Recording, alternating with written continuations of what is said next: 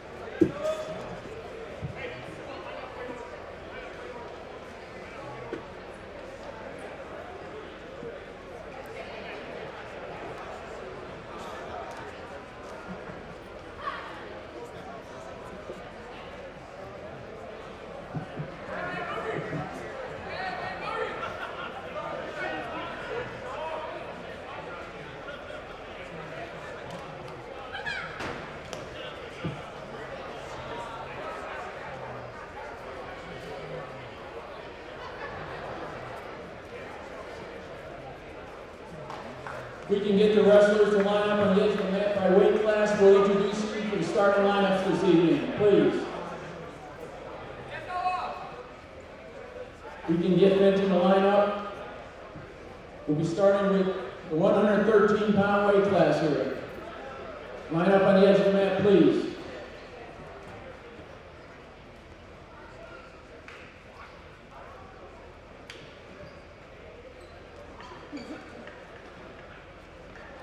All right, thank you. Our first weight class this evening will be 113 pounds, representing Fenton, Manny Lozada, and he will win by forfeit. Manny, you can come on out to the middle of the mat. Give him a round of applause. Okay, at 120 pounds, representing Fenton, Zach Gonzalez, and for the Warriors, Alex Ventimilla. Come on, shake hands.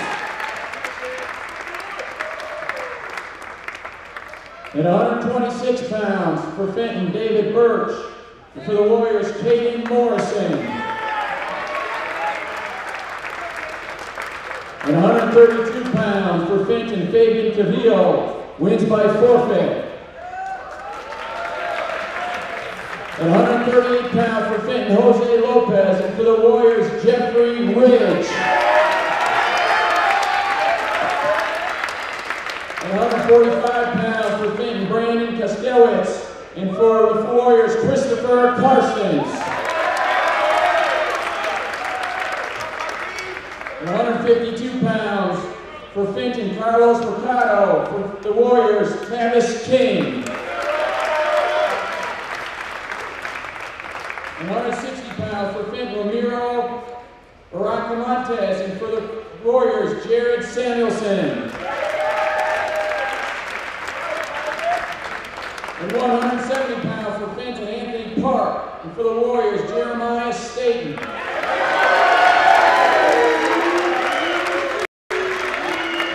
182 pounds, for Fenton, Ricky Saucedo, and for the Warriors, Noah Jones.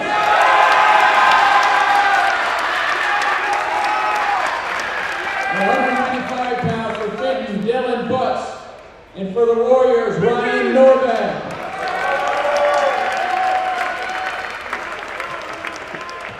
220 pounds, for Fenton, Mateo Valdez, and for the Warriors, Derek Johannick. At 285 pounds, for Fenton, Isaiah Brock, and for the Warriors, Shawn Booth.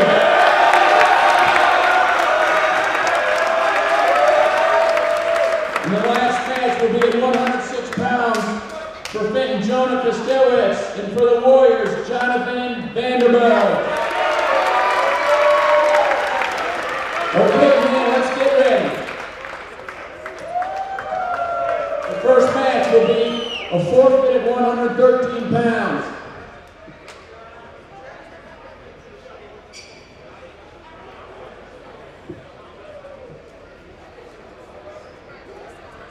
All right, good evening, ladies and gentlemen. This is Matt Hockett coming to you from the Warrior Dome tonight as the Warriors face off against the Fenton Bison, first for Fenton, and then we will be playing Walther Christian Academy in the second round in our first wrestling meet of the year here at Wheaton Academy. If you're just kind of looking at it for the first time, it looks the same, but if you've noticed our Warrior Dome before, we usually have a room full of lights. We've got some special wrestling lights tonight. We've got a great mat on the floor, and I'm joined by Jim Johannick tonight as our wrestling expert. Jim, thanks for joining us today. Thanks so much, Matt. Good to be here. So our first match of the night is in the 120 weight class. I believe this is Alex Ventimilla. Is that correct? Yeah, Alex comes to us with a significant amount of experience, which is unique for this wrestling program, the Warrior program. Generally speaking, it's a growing program. This is the first year where we've filled pretty much every weight class. And Alex isn't just filling a spot. As a first-year wrestler, he comes with significant experience at the youth level. Yeah, we know Alex is a freshman here this year, and I mean, on the stat sheet it says he has 10 years of experience already. I would think that that's a huge advantage here. Well, and it's apparently it's showing in the match right now. He's already gotten up very quick with a 2 takedowns, and he's choosing to keep his opponent on the mat to see if he can turn him over.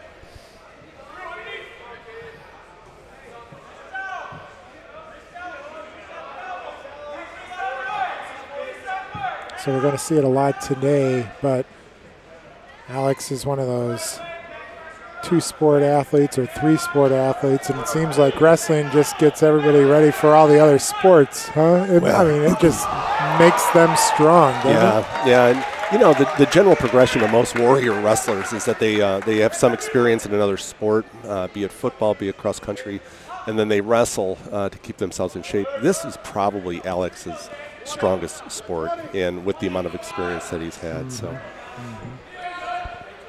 Now, that's not saying that he's an extremely talented football player as well, and he showed that on the JV football team this year, but he's a freshman. And to be able to come out against an experienced Fenton team like this and already be up 4-1 is well, that's encouraging. Yeah, I had the opportunity to watch Fenton destroy Walther Christian right before this, so we saw a lot of these players walk away with easy points, and to see him Fenton down, you're right, says a ton. Yeah, and we do need to paint this picture that this is a growing and developing Warrior wrestling team, and even though that we're filling many of these weight classes first for the program in a long time, we're going to have our hands full with a very, very experienced Fenton wrestling team. So Alex gets up from that. He earns a couple of extra points, right? Yep. So on the bottom position, he started off. He gets a quick escape. That's 1 point. Now he's got a quick turn, takedown. So it's already 7-1 in the match, and he's showing dominance. Now, Alex likes to work out of the neutral position significantly. It's why he lets his guy go when he's in the down position. And Alex just shows tremendous ability, agility in that neutral position. He's got a good high-low approach where he works up high and then shoots down low at the last second. And you know, this opponent isn't. This is the type of match that you want to develop your takedowns with, and this is a great opponent for Alex to work on right now. So you can see they're just kind of fighting around with each other's hands as Alex gets on top here a little bit. How important is hand advantage? Hand control, and it's something that they practice specifically. It's hand fighting, and it's the ability to control your opponent from a hand position. It sets up other moves. You know, when you're wrestling and you're working the hands, the brain of the opponent is thinking about his hands, and if you can change levels and go after the legs after that, which is what Alex has done repeatedly, you get some points through the takedown.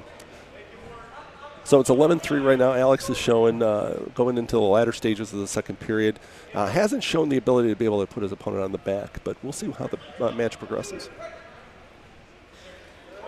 There he goes.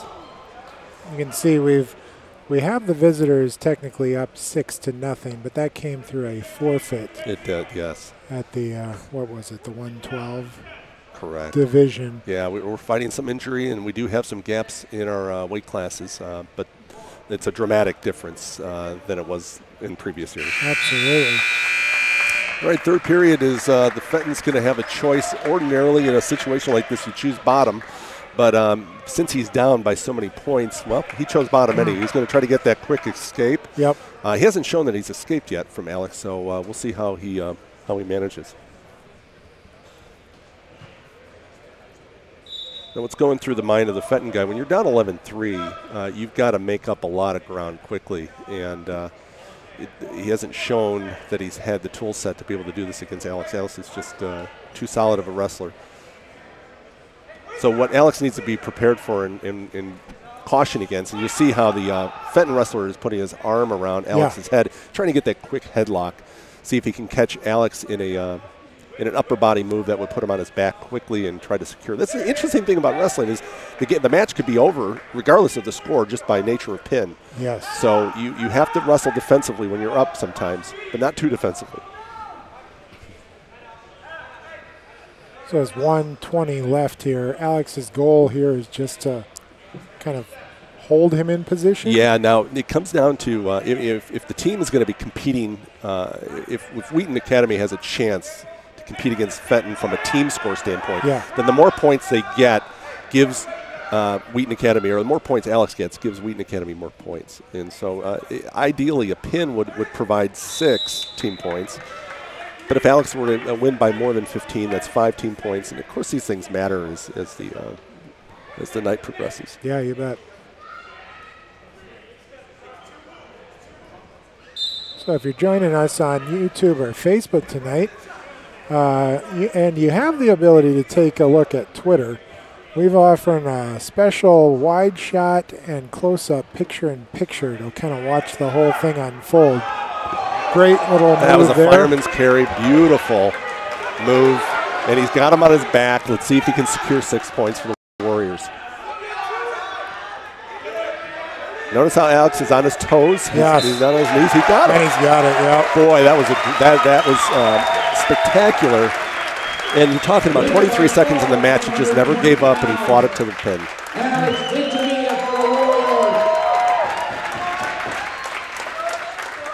Well, we have the luxury of being able to maybe see a replay or two throughout this match. Take a look at this little move that he... So, there he goes. He's got his 100. I mean, he knew what he was doing right away. Right away gets He long, had him completely on his heels, fireman carry, and then the key was that he kept his back exposed. Oh, that was outstanding. Right.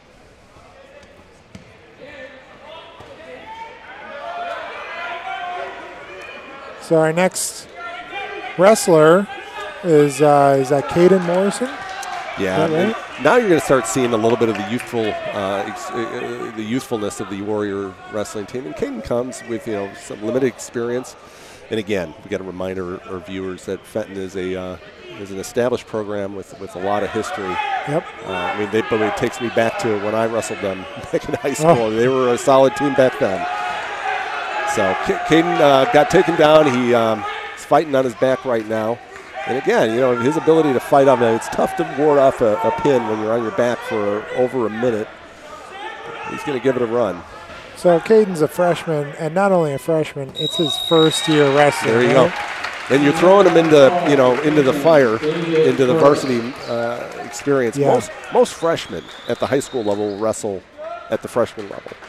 And they'll wrestle amongst their peers. I mean, he's going up against significantly more experienced wrestlers. But you learn. Yeah, and we'll get a chance to see him again as he wrestles against Walther Christian Academy. 132. Our 132 has been forfeited by Fenton, and that's where the team points start to add up a little bit. We're down 18-6 right now. So we're going into the 138. We got Jeffrey Ridge. He's a senior. I mean, if I remember the Ridge boys, they're cross country. Oh wow. So and I've been absolutely impressed with Jeff, how he's come out in the team. A senior year, he never wrestled before, but he shows confidence, aggressiveness. You can just see he carries his weight extremely well. And this is, even though he doesn't have a whole lot of experience versus his Fenton opponent, I don't think that this match is anyone's. Yeah. So what are the things you're learning as a first-year wrestler? I mean, you're just trying to not. Are you trying to be defensive most of the time? Well, do these guys come out and look for just one thing to work on? Or are they overwhelmed at this point? Yeah, there's so much of a fire hose of learning, and the learning curve is so steep that you really have to break it down into very manageable pieces, and you have to say, hey, listen, I'm going to do this one thing good. If you notice what Jeff's doing is he's focusing on the legs, and he's using his athleticism to take over, and that's exactly what he did. Yes. So the double leg is one of the most simplest wrestling moves, is what you learn as a freshman. Jeff did it right there. His athleticism carried through. And now you see a little bit of the youthfulness come out. He got out of position. He got the escape. But, hey, if he can develop that double leg again, he's got a match.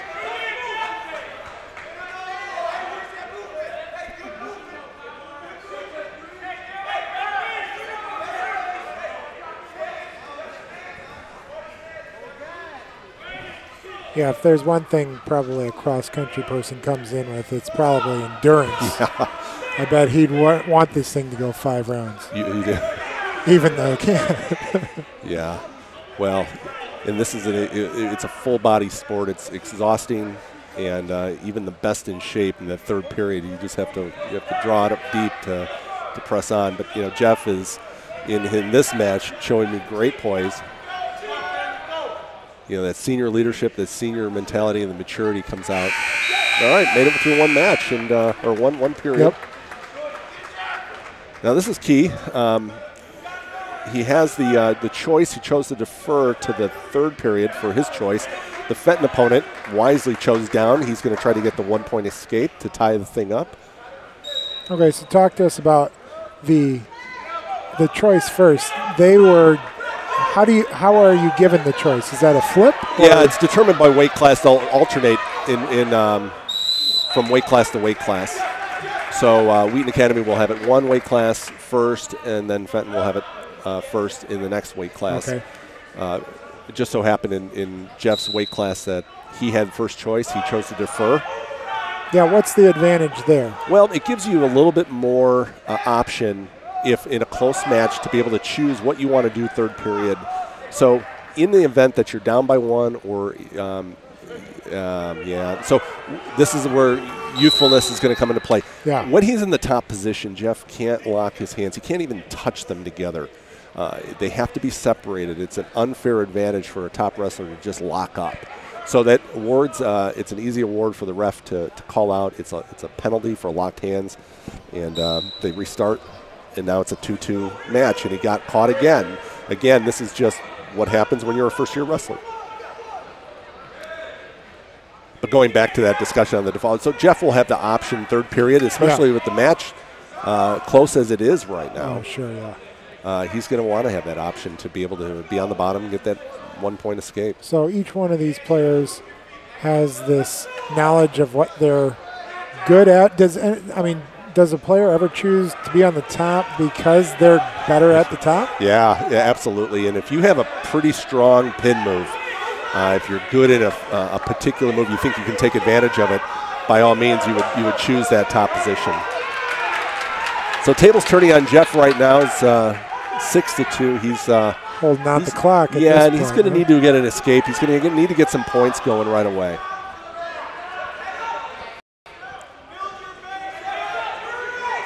So right now, the Fenton wrestler's working on a chicken wing. Yes. Trying to pull that arm out. It's just it's strength on strength, and looks like Jeff could just stand up. But boy, there's so much torque and pressure on that arm that it's virtually impossible to.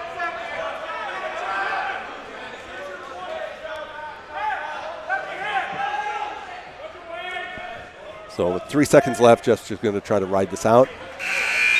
He will likely, looking at Coach Swider and Coach Swider, and they're deciding what to do. And I think they're going to go in the neutral position. Yep. Gives Jeff the best ability to score more points effectively. And 2 points on a takedown versus 1 on an escape. But Jeff's going to have to do something. He's not going to be able to ride this match out. He's got to score some points. He's looking at that double leg again. Again, you know, inexperienced wrestler is going to stick with what they know and what they're comfortable with. And there he goes. He got nice and deep. Now he's going to finish it. The other wrestler's weight is all on top of him, trying to cross-face and get him around. There's no establishment of control yet. Jeff's working it. He's working it.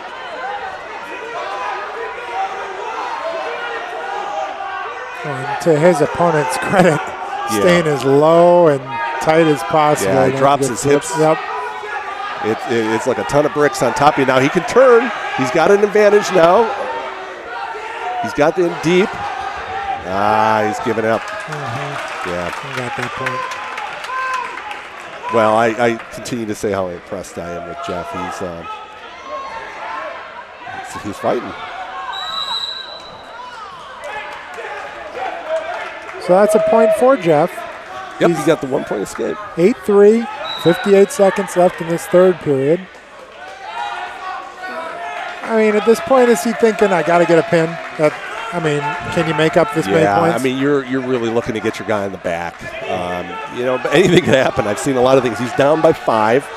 So if Jeff turns his guy over and gets 3 near fall points, now if he holds him on his back, he didn't get the takedown points. That's key. He's got to finish it. Again, that's where inexperience comes in.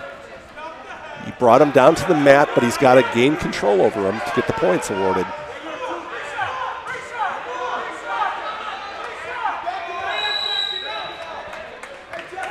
So with 21 seconds left, your only hope right now is as you say, Matt, just to take him down and expose his back to the mat.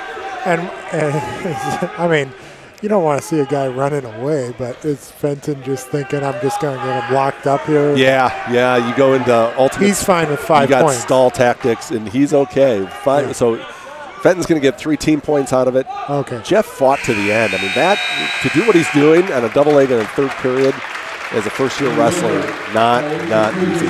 Hats off to him.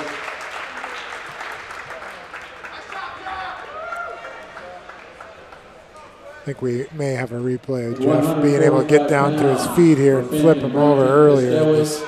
And for the Warriors, Christopher Karstens. Now here's another example of a first-year wrestler. You can say that Christopher comes from a family of pedigree with his older sister, a 2-time Olympian in Taekwondo, but Christopher's never wrestled before. Freshman. And you can see he is all athleticism. He may not know what he's doing out there at any given moment, but he is all athleticism. And again, you're going up against an experienced Fenton wrestler. Now, I would think there's a big advantage of having a brother that also wrestles. Heck, I was good at wrestling, and I wasn't on the wrestling team because you have a brother. And again, not able to hold it. Inexperience.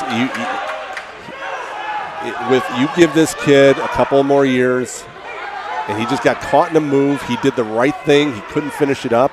He was all arms and legs, and he got caught, pulled on his back. I see this Fenton guy just pulling on that arm, and you have to release that arm, but then your shoulder blades go towards the mat, don't they? Yeah. He's still holding his arm. They got him in a big lock there.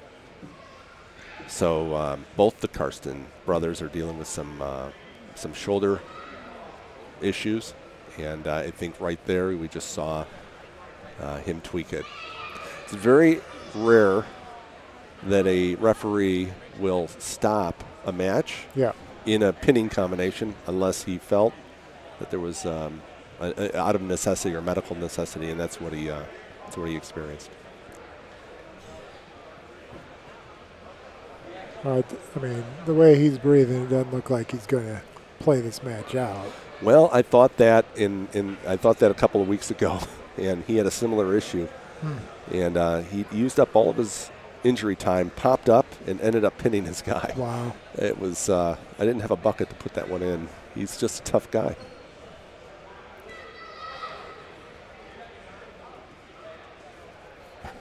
Show you a replay earlier. As he kind of worked his guy down. Yeah, boy, if he would have just hit his hips go down, he would have had it. Or even to just bail out and to sit back on him, take the 2 points. But he got too high. His opponent, knowing what to do, pulled him over on top. got him on his back, and that's where we're at. So here we go. See, he's up. It's just how he rolls. If you're looking at it and saying, hey, where are we? You know, we got a Wheaton Academy map, but this doesn't look like the Warrior Dome. This is brand new lighting that we installed here this week. Brand new mats. It's a great venue right now with our crowd. Lots of energy in this wrestling program right now. A lot of excitement. Look at that. Just that's athleticism. That's just sheer athleticism. That's not normal. Wow. And just like that. Yeah, you're right. All of a sudden he's looking at potentially pinning him. And he's got 30 seconds, and he got him. Outstanding. Wow. That was almost a repeat of what happened 2 weeks ago. Exactly how you predicted. That was prophetic. Well done. Now I'm telling you, you're looking at a first-year wrestler. He's a freshman, and he just beat. He kind of lures him into sleep, spins around him, and starts to just drive him back. Yeah, and I'm looking at that Fenton wrestler walk off. Like, what happened? Yeah. 152 pounds. Carlos Mercado versus the Warriors, Tavis. So that was Christian Karstens with the pin, earning 6 points, you said. Yeah. And that brings us to 12 total points. Again, we're in a little bit of a hole because of the forfeits, but having a chance to make it back. This is Tavis King? Yep. Is that what I heard? Yeah. Tavis is showing a lot of potential. Again, a developing wrestler. He passes the eye test of being a wrestler, but, you know, here he is in his first year in wrestling varsity. It's just the calling of a Wheaton Academy wrestler at this point. So it says on my sheet that he's a Taekwondo specialist. So what advantage does that give him? Well, Balance? again, that's going to go back to the way the Karstens operate. You know, it gives you. I had an old football coach talk to me about some of my boys who are coming up, and I asked him, you know, when should they start playing football? He goes, just have them compete. Just have them compete in something so that they know how to compete. You know, Taekwondo gives you that ability to understand your body, your weight management, your body management, balance, agility, and then you compete. And that's what you're seeing out of Tavis is an atypical freshman first-year wrestler, but he just knows how to compete, and he's an athlete.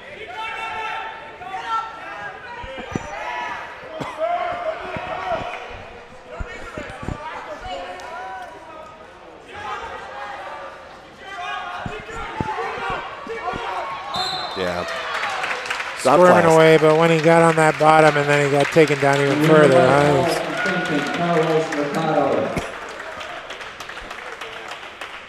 That's all right, Tavis.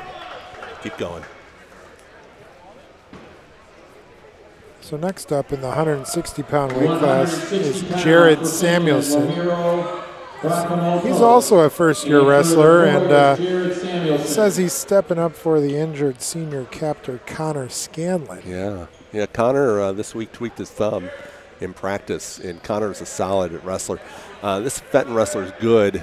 Jared's going to be up against an even tougher wrestler for Walther a little bit later, but he's got his hands full in both these matches. First-year wrestler, freshman, like many of these other Warrior wrestlers. Jared's an athlete. But you're going to see some inexperience come through. And he warded off the headlock, almost.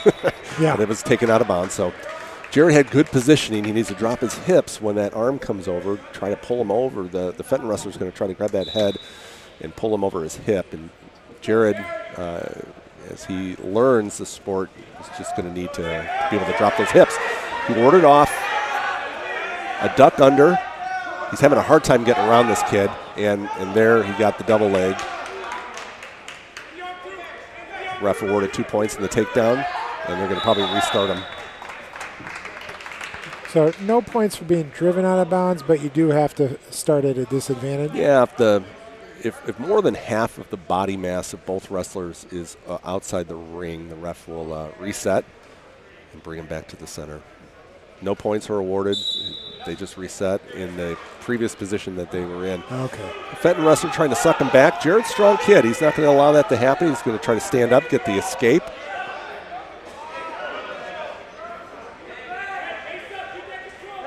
Jared's doing a good job building a base. You know, when you're in that position right now where he's flat on his back, you want to get your rear end up and build a strong base so you can do, yeah, he got caught.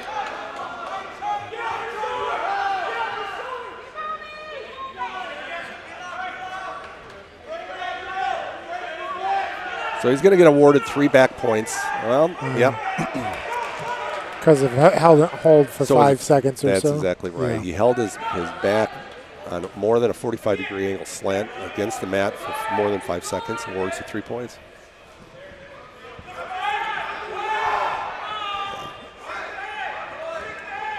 You know, there's a confidence game in wrestling, too. When a wrestler has never wrestled somebody before, you don't know how your opponent is going to be. So there's a little bit of back and forth in the beginning, but then you can see that the confidence grew in the Fenton wrestler as he just realized Jared's got a couple more years until he'll be a deep competitor at this level. So our 170-pound wrestler is Jeremiah Staten, a fan favorite, as you can tell already. Nickname is Jay Boogie. Man, Jeremiah is an athlete and an artist, and so many of the students that come through Wheaton Academy are involved in more than just one thing. We like it. It gives depth to the team. It also brings a lot of people that maybe weren't normally going to be at a wrestling match out here because, well, they're friends with Jeremiah. By sheer dint of his personality, he is a special, special young man. And here, I mean, he never wrestled before. He's had some martial arts experience, but he gets off balance, and it just catches him in those moves. And I wish and will success on him. And he just keeps fighting. He never gives up. Yeah.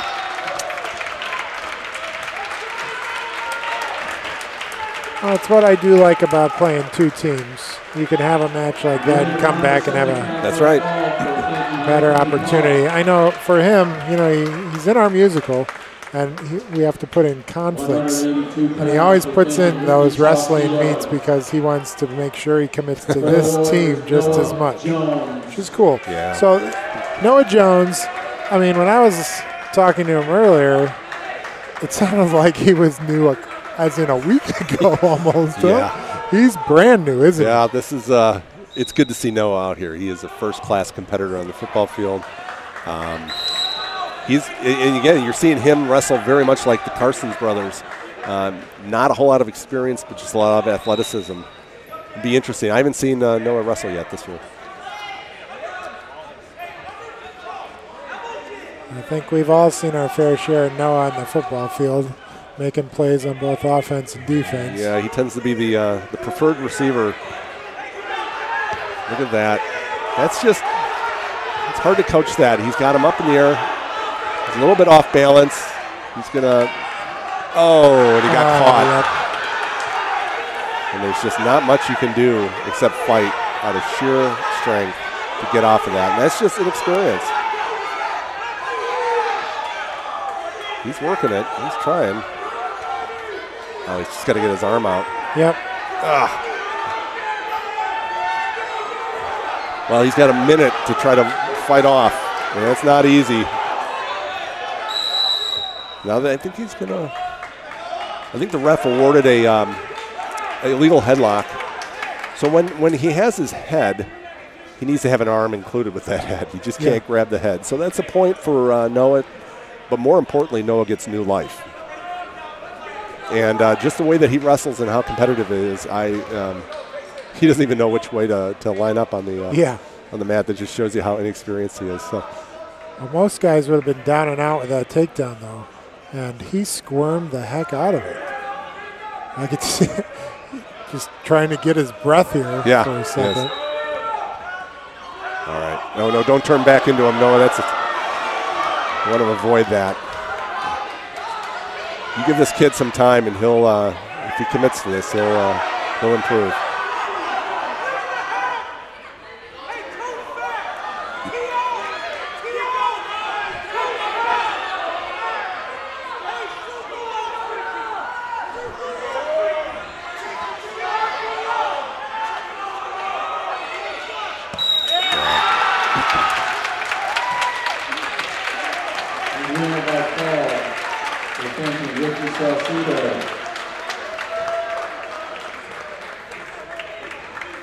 Take a look at this move here.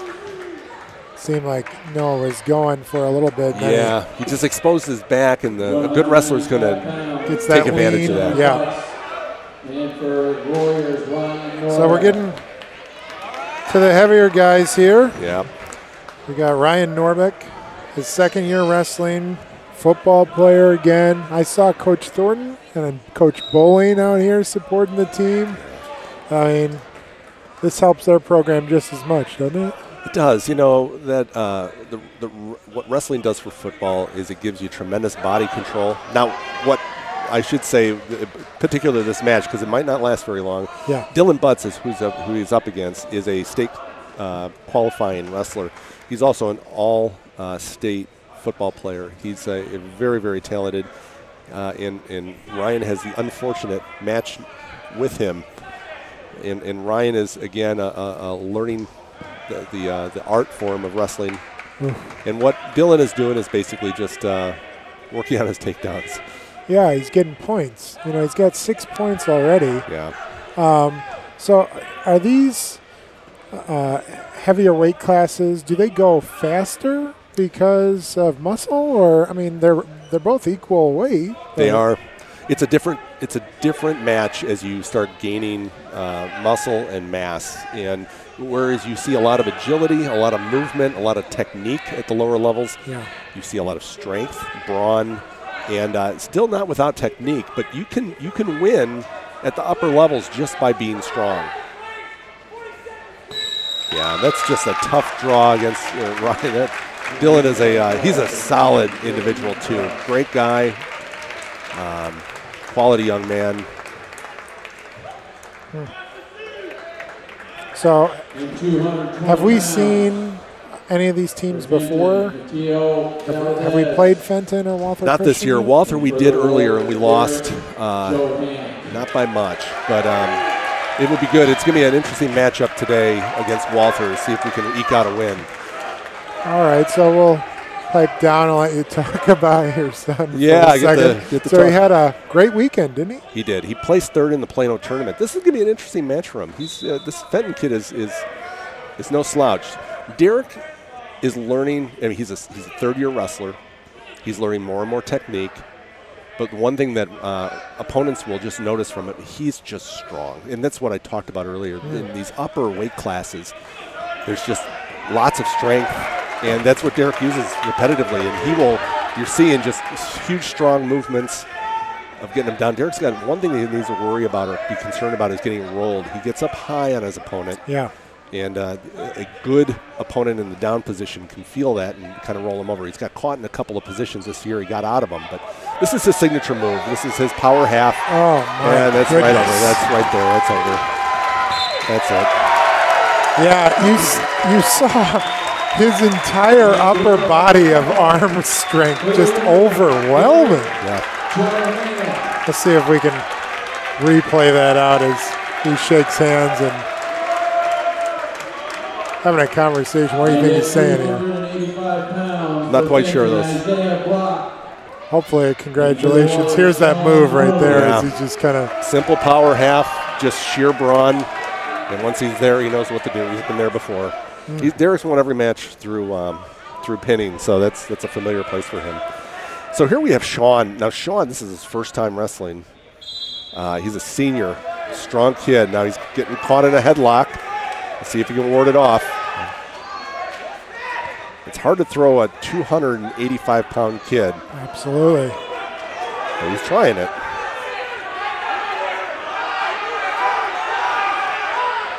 And he's got the takedown.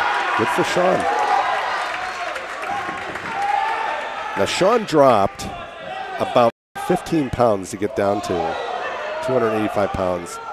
He's looking at a college football career. Okay. And he's looking to finish strong here at Wheaton Academy. It's just a testimony to what's happening inside this program and what drives somebody in their senior year when everything's said and done to continue wrestling. And Shawn's showing that. So in this heavyweight, you have to be under 285, and that's the only rule? That's it. So you got a weight class that ranges from 225 pounds all the way up to 285. So you get a lot of different body shapes in this. Yeah. And you see a lot of, you see that the only move that the Fenton guy has is this headlock. And, in my experience, I wrestled heavyweight in high school. It is really hard to throw a headlock on a 285-pound individual. You have to lift up their entire body mass over your hip.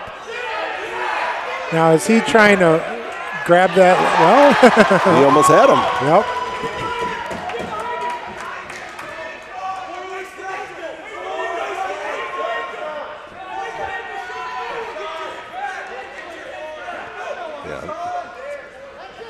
Kind of how these matches go. There's just a little movement. You see a tripod stand up, and he got the escape. And we're going to go after it again. Shawn's up 4-2. He's got the match won. Here he goes after the headlock again, and he got him. And then Shawn just got sloppy, and the guy didn't even bring him over his hip. And it's just unfortunate, but that's his only move. He's got 14 seconds to see if he can hold it off. That's a shame. Yeah. Get Shawn up here, shake hands, and then let's take a look at this. This is your moment of sloppy, right? So he's just kind of, he starts to lean forward. Yeah, what Shawn needs to do is drop those hips, drop them. But he fell right into that trap. And it's the third one. An experienced wrestler is going to figure that out and just be on guard. Shawn's learning. I tip my hat to him, and he's proud of the way that he's finishing out his experience here at Wheaton Academy. So this is a sharp contrast. Yeah, and, so why are they playing this last? Is that a strategy? Or? It depends on the timing of when the last match for the wrestlers occurred. Okay. And so they decided to start with the, I believe it was the 113 weight class. And so we're going to go down to Jonathan Vanderbilt. Here you have, like Alex Ventimiglia, lots of experience at the youth level. Yep. And he'll come in and you'll see that he knows what he's doing out there. But he's a freshman. So when you wrestle on varsity as a freshman, it's a learning curve.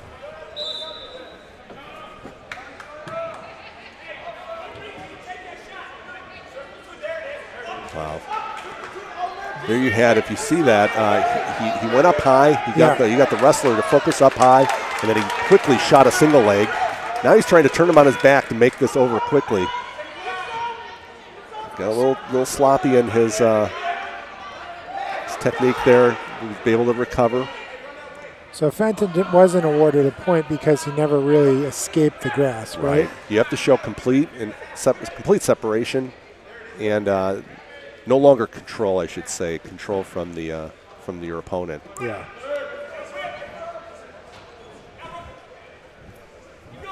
So I think this is the last match of the varsity, right? Yep.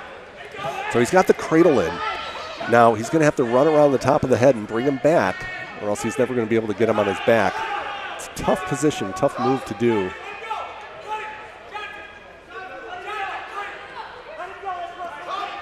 So on top, he's not allowed to lock his arms. He can lock his arms as long as he has an arm included. Okay. But he just can't reach around his waist and lock those arms. So Fenton gets the 1-point escape. Fenton kid's showing like he wants to go upper body with Jonathan. Jonathan doesn't want anything to do with that. He's not going to win up there. And gets the takedown. Got a little leg sweep, I think, there. That's exactly right. Nice bear hug to a leg sweep. 2 points.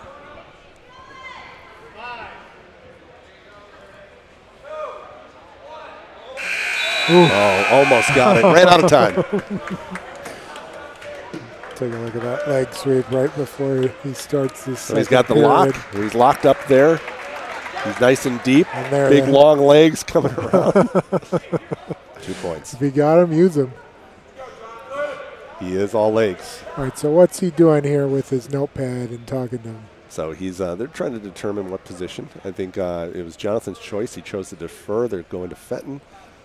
And Fenton's going to take that down position, try to get that 1-point escape. Fenton's down 6-1 in this match, and 1 point at the second period. Gladly take that. I'm actually surprised at how many of these wrestlers are running cross country. You know, that ridge.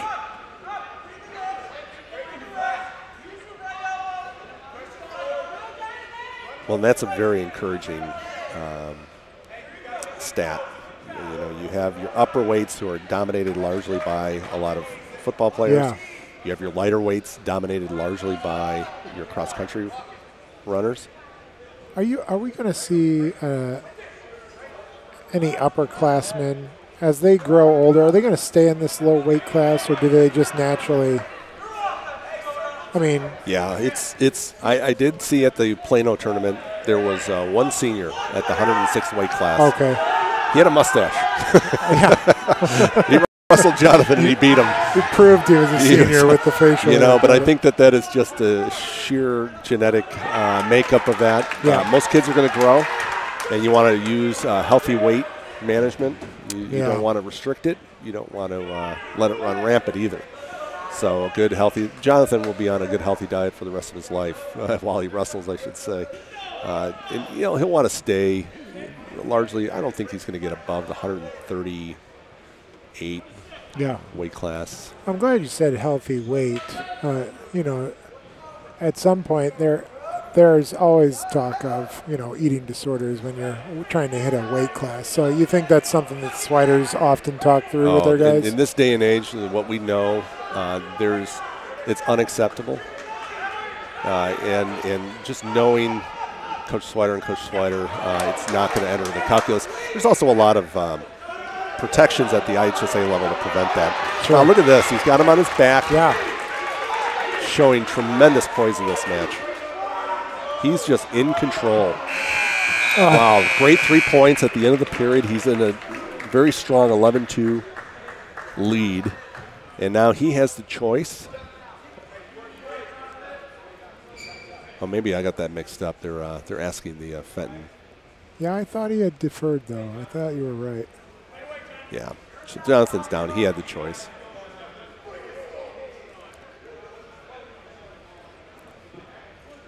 Give him a breather here.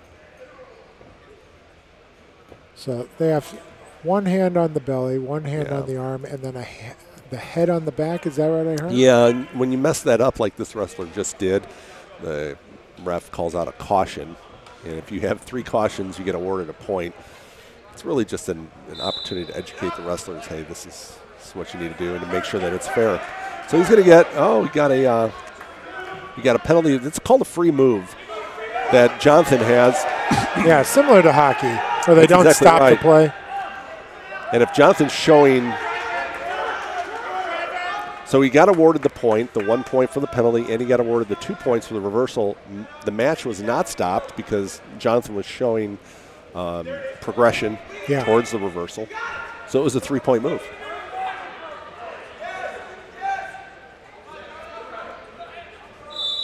He's going to probably award him. No, he did not award him the escape. So Fenton goes down.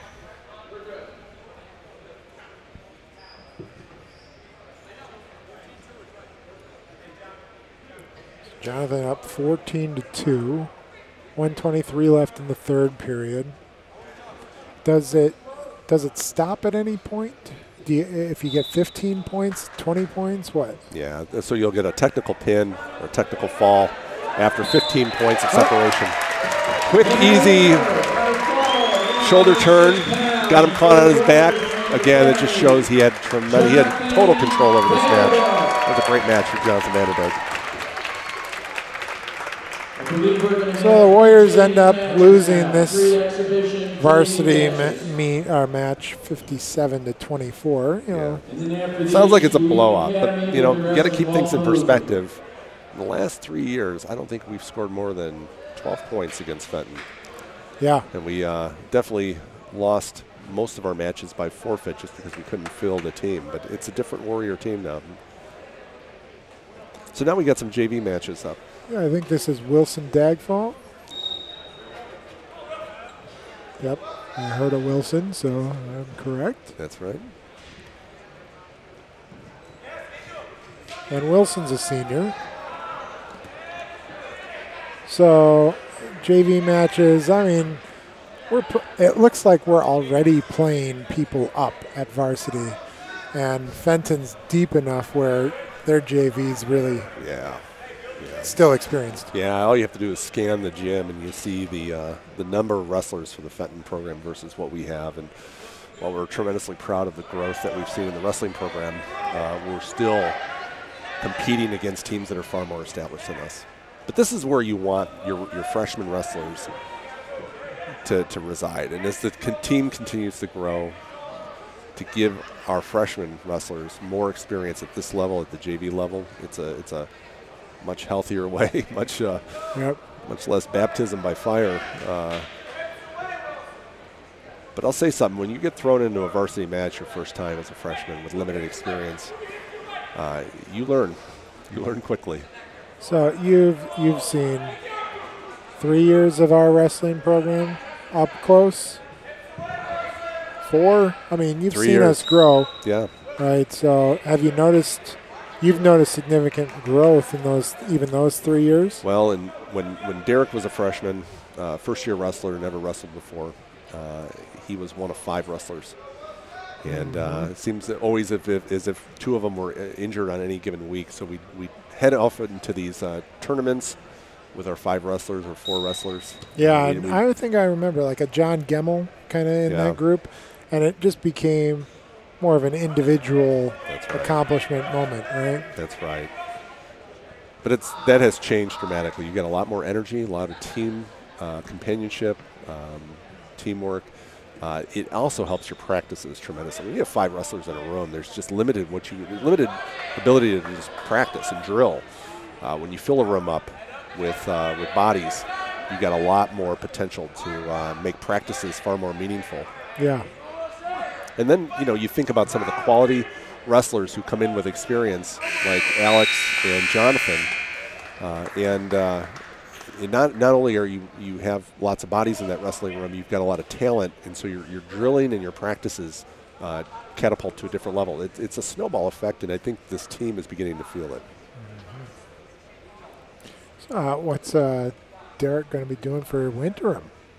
Well, that's funny you say that. We just discussed this. He's accepted an internship at Moving Everest, the charter school for By the Hand Club for kids. So he'll be taking the train into Oak Park and the Green Line into I believe that's I don't know if that's East Garfield Park or where they're at, but he's really looking forward to that. We have as a family just a huge heart for the inner city, and his grandmother is on the board of By the Hand, and just that opportunity opened up for him to have an internship down there. It's one of my favorite parts about Wheaton Academy is just the opportunity to do something a little out of the ordinary. Yeah. And a lot of times it comes in the way of service. And Wilson kind of squirms his way out here. He did a nice switch on that. He got an escape. Wasn't able to convert it to a reversal, but he got the escape. Wow, look at that. Standing now, see, inexperience. He couldn't finish it off, and then he got thrown on his back, and that just comes with, you just keep doing what you're doing, and you'll get better. He shows glimmers of skill.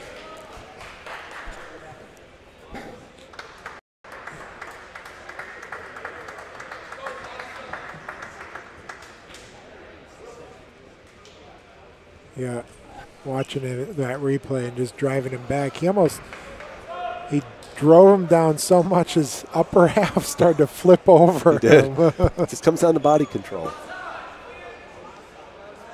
So we've got Masa Kasai. Yeah, Masa Kasai. Masa is an extremely strong kid, and it's a little bit of an unconventional wrestler. He's not strong on the technique side, but boy, he wins over just by his strength. As long as Masa can keep off of his back, and again, some of the youthful errors that some of his teammates have made, he'll be all right. He's looking like he might be able to get a takedown just off of sprawling from a counter to a double leg. There he goes, another 2 points. Yeah. A brother of Nori Kasai, who has been on the team for a while. He's now graduated, of course. Both of them play football.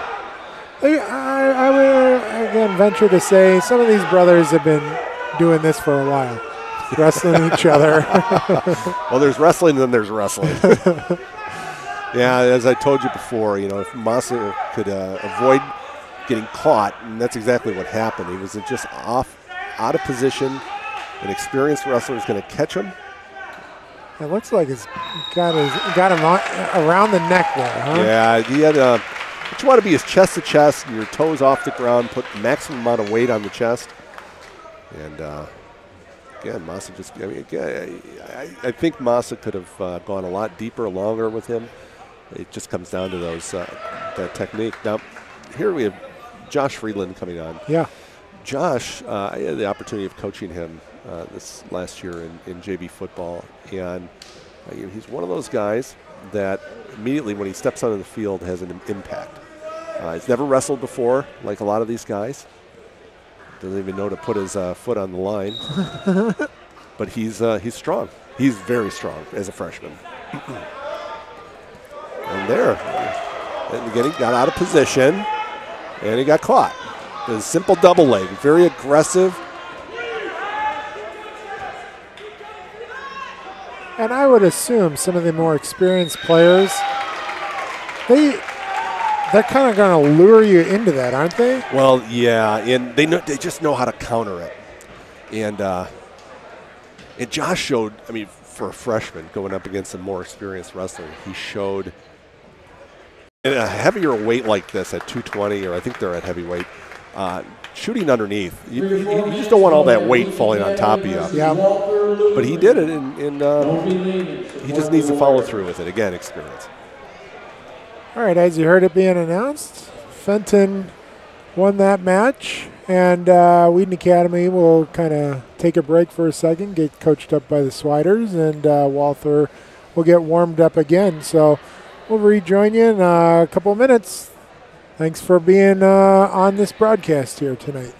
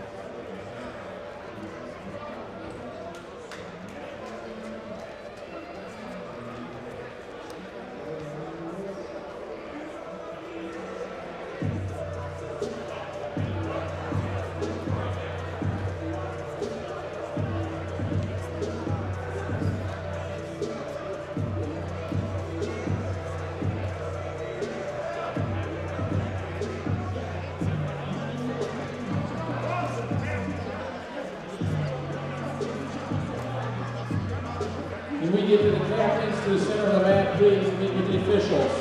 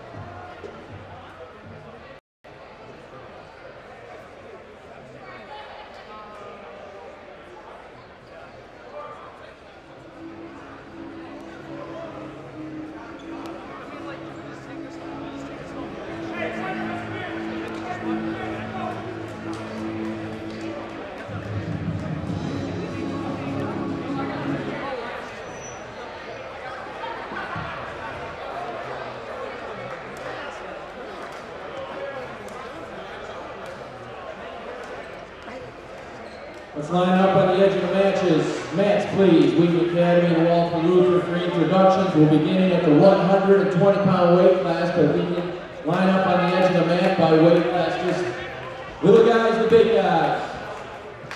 And we'll go through some introductions. Give you a little recognition here for your hard work all week long. Oh yeah. Wrestling. All right, we're going to start with 120 pounds. At 120 pounds for Walther Luther and Julio Padilla, and for Wheaton Academy, Alex Ventimilla. At 126 pounds for Walther, Bennett Eichert. And for the Warriors, Caden Morrison. At 132 pounds for Walther Luther, Kevin Castellan wins by forfeit. Attaboy. At 138 pounds for Walther, Alex Blanco, and for the Academy, Jeffrey Ridge. At 145 pounds for Walther Luther, Aaron Riker, and for the Academy, Christopher Karstens. At 152 pounds for Walther, Chris Buchanan, and for the Academy, Tavis King. At 160 pounds for Walther, Jeremiah Canada, and for the Academy, Jared Samuelson. At 170 pounds for Walther, Bryce Smith, and for the Academy, Jeremiah Staten. At 182 pounds for Walther, Miles McCullum, and for the Academy, Noah Jones. At 195 pounds for Walther, Kyler Scholl, and for the Academy, Ryan Norbeck. And at 220 pounds for Walther, Randall Sanders, and for the Academy, Derek Johannick. At 285 pounds for Walther, Mark Anthony Winfield, and for the Academy, Graham Wall. At 106 pounds for Walther, Daryl Norwood, and for the Academy, Jonathan Vanderbilt. And at 113 pounds, Walther Luther, Christopher Colin wins by forfeit. Okay, man, let's get ready. Let's have ourselves a good competitive match.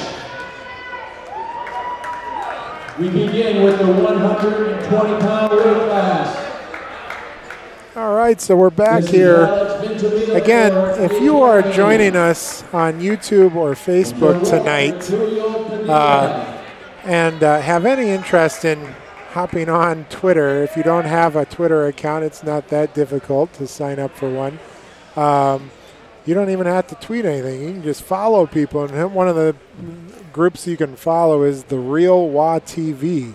That's our Wah TV Twitter account it's currently broadcasting a picture-in-picture experience of a close-up and a wide shot of these wrestling meets today.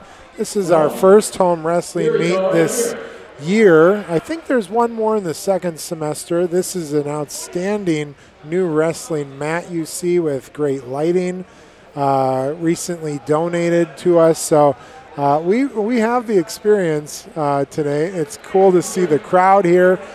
Before I forget, I want to thank my crew, Grace Gregory and Ethan Ox, for their camera work tonight as you see the different types of shots. Players kind of getting ready to start. So I am, again, Matt Hockett. You can email me if you want at mhockett, Hockett, at wheatonacademy.org. Give me any comments, good or bad. I take them all, and where you're coming from and what you're doing watching wrestling tonight. The Wheaton Academy crowd, the 126 pounds. The 120 for Wheaton Academy has been forfeited. They just said, we'll get around to that in a second. I think that might be Alex Fenton. Yeah, so Alex bumped up to weight class, and I think the intent was for him to wrestle at that weight level. Somebody from Walther, but they had a no-show. I think both the teams are just trying right now to figure out who's going up against who. Yes. So that voice with me tonight is Jim Johannick, and joining me, he's the father of Derek Johannick, and been a part of our football program for a while, right? And now a pro on being able to talk wrestling with you tonight. Give me one shot and one shot wonder. Well, we appreciate what you're giving us tonight. We're playing against Walther Christian Academy. This is the second of two matches tonight. Our first against Fenton. Would you say Fenton was the harder of the two opponents? Yeah. Walther, when they went up against Fenton handled them sizably. So this is going to be a much more competitive match for us. It's still going to be a challenge because we're still going to face some mismatches between inexperience on our side and some more experienced wrestlers for Walther. But again, I think we got a shot at winning this one. So wrestling in this 126 weight class, this is Caden Morrison, is that right? That's right. We saw Caden earlier. We said that this is his first year wrestling, getting a lot of experience. In fact, these two matches right now are going to be great experience for him. Yeah. He tries to get out of this pin. Yeah, he just got caught into a bar arm with the walk around the head. Flips over pretty easily. It's hard to resist unless you got the strength to be able to fend that off. Most freshmen are not going to be able to. That's one of the challenges when you put up against a kid who's 15 years old up against an 18-year-old. There's a lot of development that took place between those years.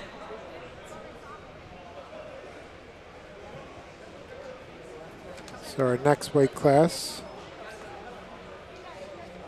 looks like we're going to award a forfeit here at 120 or 132. We have an injured warrior. So we're going to move up to 138 next. I believe that's Jeffrey Ridge. Yeah. You saw Jeffrey wrestle earlier, and he's a first-year wrestler, but he's a senior. He shows a lot of confidence, a lot of poise as that bringing that senior leadership. 138-pound weight class. Wrestlers come up, please. For Wheaton Academy, Jeffrey Ridge.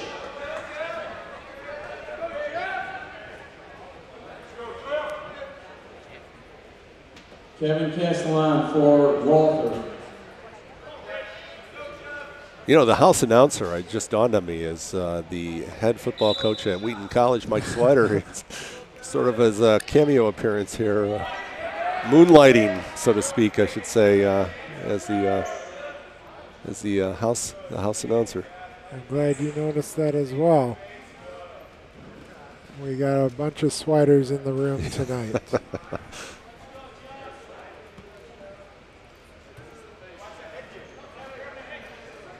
Again, just following from our previous match that we watched Jeff wrestle, and he's showing good body control out there. He's a strong kid. He got caught in a couple of moves earlier that are just fairly typical of first-year wrestlers. But there he goes. He's got a front headlock. He's just got to get behind him. Got the 2 points.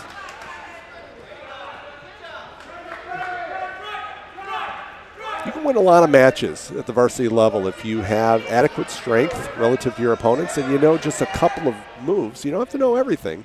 Just know a couple of moves that you're able to exercise and execute, I should say. So he seems to be trying to grab that foot. He went back and forth. He released it. Now he's on it again. What's he trying to do there? Well, in the top position, it's hard to keep an opponent down. And one of the things that you can do is it's an ankle pick. And you basically take that ankle, you drive it forward, push all your weight forward, and try to break him down. You're trying to get your opponent flat on the mat. Mm-hmm. And the opponent, of course, on the down position is trying to build a base, get his knees up, get his hips off the mat. And there you go. You just see again, Jeff's strength got him out of that position, but it got him caught into in a position that's fairly typical of those first-year wrestlers. And Jeff's just going to be in a dogfight right now. He's got 8 seconds to try to fight this pin off. He's going to get awarded, the Walther guy's going to get three back points. Oh, boy. Jeff's got new life. Again, we've seen it before, and especially in Christopher Carson's match. Anything can happen. So he finds himself down 8-2. It's just a moment of lapse judgment. And he finds himself on the back. Isn't that life? Yeah. Isn't that life? Well, I do appreciate that. I'm sure the Swiders talk about it. They do. It seems like athletics is, Lake Forest Academy, I don't know if you know, sure, requires every student to be in a sport. And because they do that, they aren't IHSA eligible. So they'll never win a state championship, but they've committed to saying every student needs to go through the athletic experience because there seems to be so many points being able to drive towards life. Yeah. Like you said, some of this early stuff of you have first-year wrestlers. This is a first-year wrestler as a senior. And there's something to be said about, you don't have to be young to try something. If I was going to use him as an example on my team, I'd talk about how many times an adult has stopped what they're currently doing and going to try something new. And you can't be scared of that. Yeah. Isn't it so true even inside of ministry that we're encouraged to expand beyond what we're comfortable in doing? And this is one episode in Jeff's life that it's going to be hopefully a trickle-down effect into other things that he chooses to tackle. But he's showing, he's just cut this lead down to 8-4. It's still a first period. Now he's gotten around him. As he moves around, the referees are moving around too, and they're talking to each other. What are they talking about? Yeah, now ordinarily most matches don't have 2 referees unless it's a tournament match at the state level. They just, I think we scheduled to have both these referees in the event that we had 2 mats, and they would each have one. So when there are 2 refs, it is actually it's a good situation because you get one ref who is running calling the points. The other ref has got a different angle, and he's making sure that the wrestlers are in safe positions, that there's no body part out of position or in danger of getting injured. And it's a good situation. So they'll often talk to each other to kind of keep each other up to date on as to what's happening on the other side of the mat.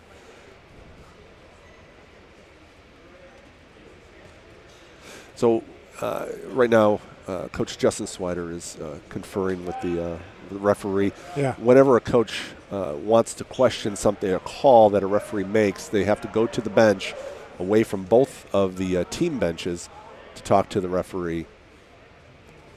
Looks like Mike Swider Sr. Put his 2 cents in there at the bench as well. So He walked away from it, and then to say something again, he has to walk all the way over back to the middle. So they can't have these conversations from the side, is in essence. So obviously, Coach Schwatters doesn't agree with a particular call. I see the head of school over there, Dr. Frost. So, he's got front and center to that conversation. Keep an eye on things. He's going to start handing out lollipops soon.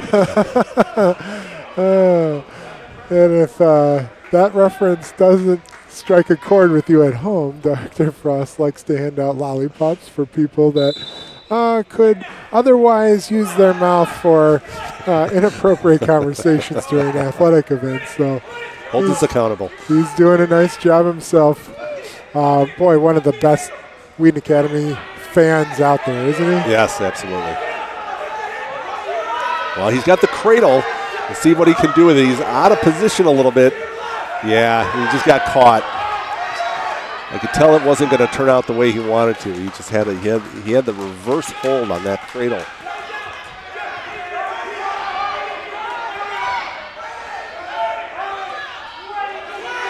He's up against an experienced Walther wrestler here, and then he just goes to show, what could have happened in Jeff's wrestling career had he started out as a freshman. But you can't think about those things. He is absolutely impressive, seeing what he's done in his first year as a senior.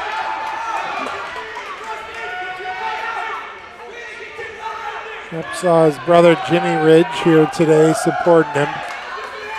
Both Jimmy and Jeff, very successful cross-country athletes, helping the Warriors get out of a regional, I think, last year. Jeff kind of gets turned around, gets on his front. Yep, got 2 points for a reversal. Yeah, he's in desperation mode, and there's not a whole lot you can do here fighting off a half Nelson in the top position. Best thing that he can do is try to avoid the pin with 28 seconds left. It's not looking good. He's got a pretty deep pin. Oh, painful. As close as our camera can get, it's tough to see that last shoulder blade touch, right? He's got 14 seconds left to hold this off. And if he does, he's just saved us. Oh, man. Yeah, that's the difference between 3 points and 6 points for the team, and it's significant. But that's okay. I think he's bleeding a little bit now. Wanted to fist pump and say he can't do it. So, I mean, how difficult is it? Do these guys, and as our trainer comes out and maybe takes a look at if any blood's on there. Are wrestlers used to wrestling 2, 3, 4 matches a day? I think what I see. So Derek wrestled, and he was 5-1 over the weekend. So is that 3-3? Yeah, no, he did 3 matches on Friday, 3 matches on Saturday, and he at the Plano tournament, it was a random draw, and he ended up drawing a kid who he lost to twice in the previous year, a really solid wrestler out of Aurora Christian, and he lost significantly last year. This year he ended up losing 5-3 to him, first round. That puts you in the consolation bracket, so you're fighting. You have to wrestle 5 in a row to place third, and he did. So, but he had 3 matches one night, 3 matches another, and boy, that third match in a day, you're exhausted. You're just flat out, especially if those matches go the distance. I coach tennis, and tournaments would often, I think, run the same way. You lose, and then you're 1 away from being done. Right. And some people thrive under that. Those moments where that's all you have left. All right, so we say this is Karsten's. Yep, this is Christopher. Okay. He's got a pretty tough Walther opponent. I don't recall seeing him in some tournament play throughout the year. Yeah. But he is he's going to have his hands full. Again, don't count Christopher out. The one thing that can hurt Christopher is just, again, his inexperience. But now he drew a penalty point off of his Walther opponent, which is odd. So, yeah. Aaron Rieger, yeah. Sounds like that, yeah. Walther Christian Academy. Back in the day, it was Walther Lutheran. Remember those days? I do. They have always been a pretty good baseball, football program. It seems like their guys' sports have really succeeded down there. Yeah, they're right in the heart of Melrose Park, if I recall. And, you know, they've seen their share of ebbs and flows in the years that I've been familiar with them. Their wrestling program always seems to persist. So these kids can pretty much compete against any 1A school out there. You know, and they may not win every one of them like they didn't against Fenton, but they are competitive. You're dealing with a school with limited resources, a school that is struggling with enrollment, and yet they're always competitive. So it's a testimony. Now that was just sheer strength coming from Christopher. You see what a competitor he is. It's really exciting to see him in a couple of years develop. He's tied the match 2-2. Both of them, it seems, trying to get that low ground. Well, he's got caught in a little bit. Oh, don't reach back. One of the cardinal sins of wrestling is when you're on the bottom and you reach back. It gives your opponent a very easy half Nelson, which is exactly what he did. And that, again, just comes down to inexperience. Christopher's got to fight for 30 seconds on his back. He has the ability. It's not easy. Referee's blocking our ankle, but a great job there. I mean, that chicken wing, as you refer to it, that's got to just be painful. It is. It is, and you know, if that wrestler took any cues from a previous match with Christopher, he knew that Christopher's shoulder was hurting. Yeah. So it was. Yeah, you're right. I totally forgot he had gone down before there. So now, did they award the pin? They there? did. Okay. They awarded the pin, and now they're tending to his shoulder. But that was a pretty savvy.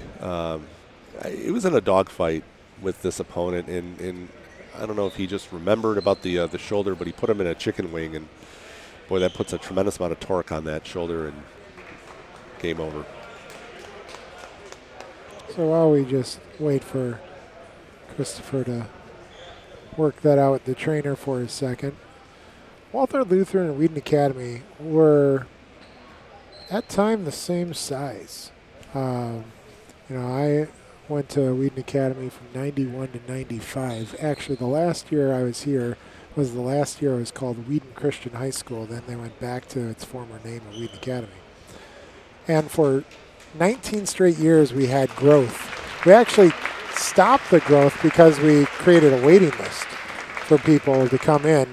And during that time, it seemed like there was a separation. You know, Timothy Christian started to fall away a little bit. Roar Christian started to fall away a little bit. Walther Lutheran, formerly, fell away a little bit. Wheaton Academy just kind of separated themselves a little bit more. And there's challenges from that middle school range. You know, as a small school, everybody's kind of doing everything, and bigger school, well, now one of the reasons why I came to Wheaton Academy back in the day was I didn't have to fight for the position on a team. Right. And now we've got athletes everywhere. Now this is Tavis King. Yeah. We saw him before, just to remind people that may be watching for the first time. A little Taekwondo background. His first year wrestling, but made great strides just because of his knowledge of how to fight. Yeah, Tavis got caught in a headlock, much like we saw in the previous heavyweight match. And just got out of position. Boy, if you don't know how to defend the headlock, it's a debilitating move. It just puts you on your back immediately. Yeah, it looks like in the replay, it kind of looked like the guy was just toying with him at the end. How much do I want to give in?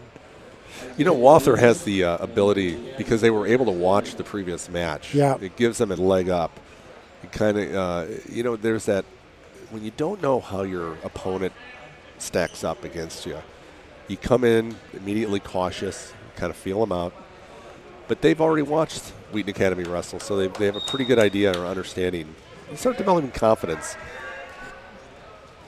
So this is Jared Samuelson. Football player at Wheaton Academy. First-year wrestler, well, of course. So is he a freshman? He is a freshman, yeah. And really playing up. Said earlier, Connor Scanlon went down earlier this week. So we see a lot of the youth getting a chance to get some valuable experience. How do they seed wrestling like other sports, or coaches come together, just look at record and say, this person should be seated in this kind of, or is it just mashup of weight class in sectionals and regionals? Yeah, well, there's two parts to the postseason play, and there's the tournament, which is an individual tournament. There they'll seed you based upon your head-to-head matchups and your record. And then there's the team tournament, and that really is just what we're experiencing here. We're weight class against weight class and see who comes out with more team points. So there's an opportunity to go down to state twice, once as an individual and then once as a team. Now, what I'm noticing is that Walther put out their second-string 160-pound wrestler. They have not put out against Jared, their state qualifying wrestler. So this is still a handful for Jared. They've got some depth at 160 pounds, but he's at least been spared by not having to wrestle their first stringer. Yeah. I saw Coach. I say Coach. He was the coach for many wrestling programs here at Wheaton Academy. As Jared getting, there's that 45-degree angle you've been talking about. That's right. It's better than getting pinned, but that's going to earn. When would they start counting, if they do? Well, it's already been done. Okay. And they've counted the maximum of 5 seconds, so now he's just looking for the pin. He's got to fight this out for 4 seconds. See if he can do it. He's got that high arch. He's working it. He did it. And it earns Coach Schweider a fist bump. That's right. As he looks over there. There's small victories there. That's absolutely correct. In wrestling, there's so many small victories, so many things to learn. Some of it's a little bit like learning math. One day you'll be just plodding along, and then the light bulb just turns on, and it all makes sense. And yes, it's kind of how wrestling is.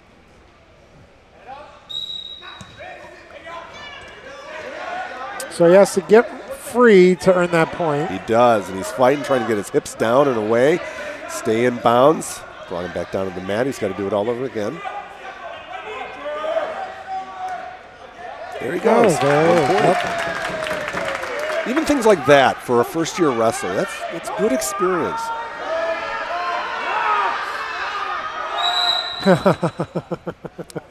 And a clock issue. If you all didn't hear it through the mic, I think everyone said that. Oh, as a stoppage in time. Teacher Ken Ellis was here coming to watch this first home meet, and Ken Ellis was a coach. I think he might have been a coach for the wrestling program for about 20 years. I believe he told me that when he was when we had a parent-teacher conference. He has 36 years of teaching experience at Wheaton Academy. I think he had some gray hair when I had him as a teacher. And certainly he is one of our most treasured teachers. As alumni come back, they want to talk to Ken Ellis. Now some alumni, or teaching some alumni's sons and daughters, for sure. Else. Well, it puts things in perspective that I played football under Mike Schweider, and now I have my son being coached by his sons. Yeah.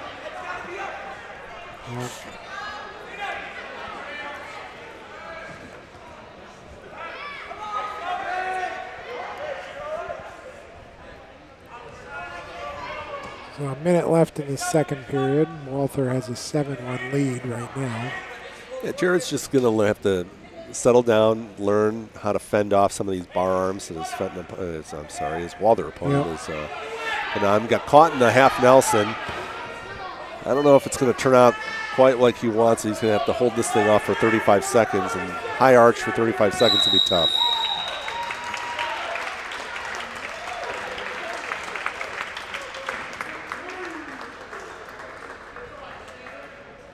I said it many times before. You just give him a couple of years experience, watch him as a junior, and see him. He'll see plenty of success.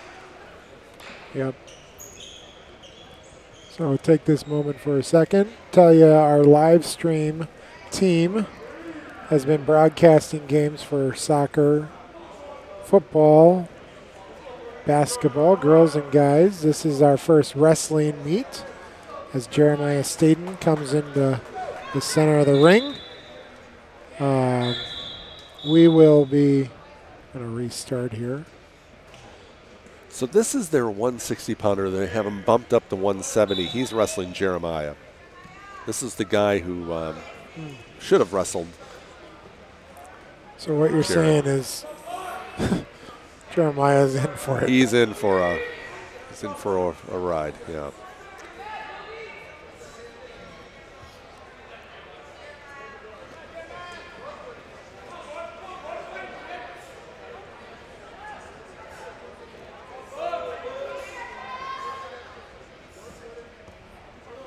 What you'll notice with high caliber wrestlers is very much like you see in the arts. You notice that there's an excellence about them, and it passes the eye test and the ear test, and you just know that there's something unique. You don't even have to be trained to understand or the sport or the art. I see he's driving his upper body down into Jeremiah, and I've started to notice you saying a lot about the hips. And he kind of driving those hips down, kind of keeps that weight distributed the right way. And boy, it was like it was all upper body.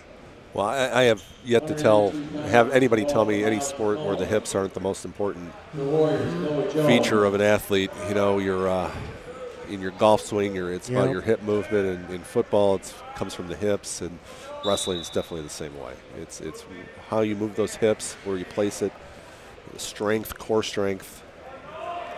So here we have Noah Jones. Yes, Noah, first-year wrestler, lifelong athlete. Strong as bull. Still learning the sport. Whole Jones family is out there. In fact, they're live streaming 2 other video cameras, it looks like, over there. Got them all up. You bet. So Noah's going to have to work. The Walther team likes to throw, and Noah tried throwing a headlock. It was a haphazard one. He still hasn't been awarded the points, and he was able to eke out a takedown. Look at that. Oh, he got the 2 points, and then he got put on his back. Spun over.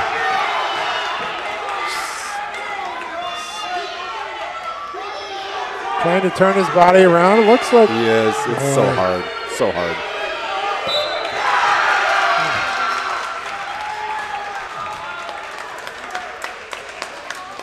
Well, I have to say at this point, when the score is at where it's at, this is not the way Wheaton Academy expected to kind of come out against them, against Walther. So this is a bit disappointing. We were hoping to go with some of our more inexperienced wrestlers a little bit deeper into the match. Yeah.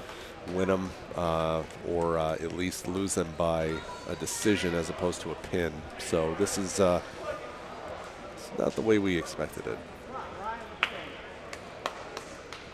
195 pounds. Well, and I can understand why they'd want to play Fenton first. But I think you're right in terms of that scout. Even just the work that we had to put in. This is Ryan Norbeck here.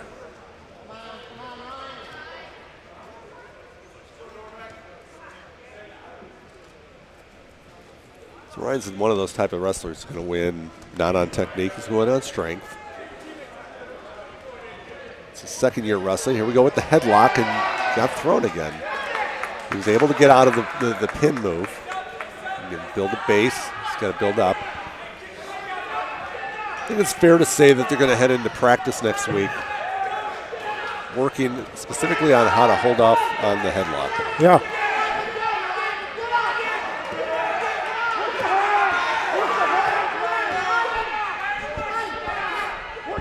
So it seems like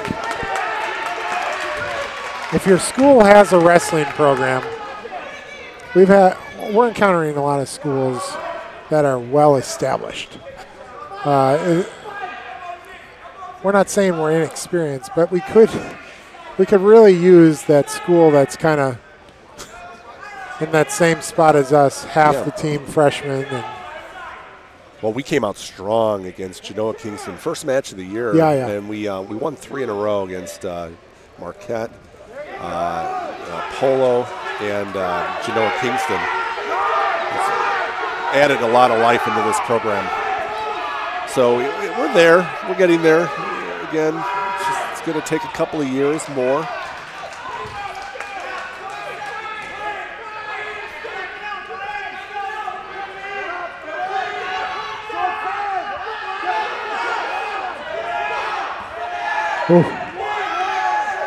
I recall many of our wrestlers are not in the developmental stages of freshman wrestling and JV wrestling. We're throwing them right into varsity. They're going up against the best of another school, and they're going to experience these challenges. It's normal.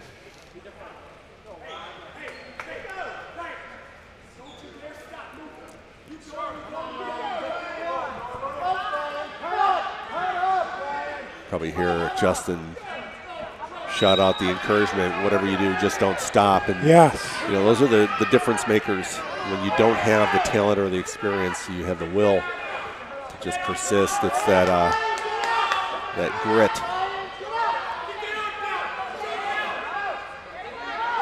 So what do these guys do besides wrestle each other to train? Are they the weight room a part of a practice, or is that expected just in general to be part of any athlete? Yeah, there's been a lot of science in the last 10 years, maybe 15 years, about what to do with lifting during season. And, you need a lifting program to ward off injury. Whatever you've done in the off season, you need to complement that with a lighter routine in the on season. So they do lift. They lift. And because this is such a cardiovascular, full-body sport, you're going for 6 minutes.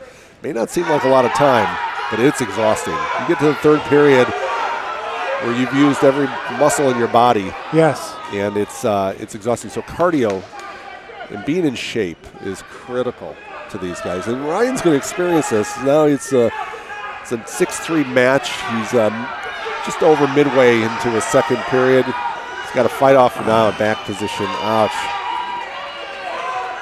But you got to be shaped to be able to do this. So yeah, drilling, lifting, running. Once again, we just gave up 6 points, and hard to recover from that. In fact, I would argue we're having a tougher go-around with Walther than we were with Fenton.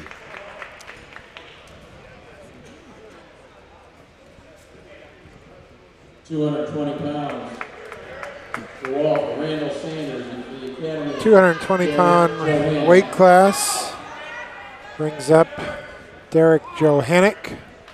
His first round against Fenton. Got the pin, like you said. Has gotten the pin every time this season so far. So far in the matches that he's won, he's lost one so far, but he really hasn't gone up against the competition that he's going to. Now that's encouraging for Derek to be able to do a double leg. He's been struggling with that this year. He's got most of his takedowns through a front headlock. Now the double leg is good. He's got a cradle. Oh, that's just sheer power. Now the only goal here is to move his own body out of the way. Yeah, now he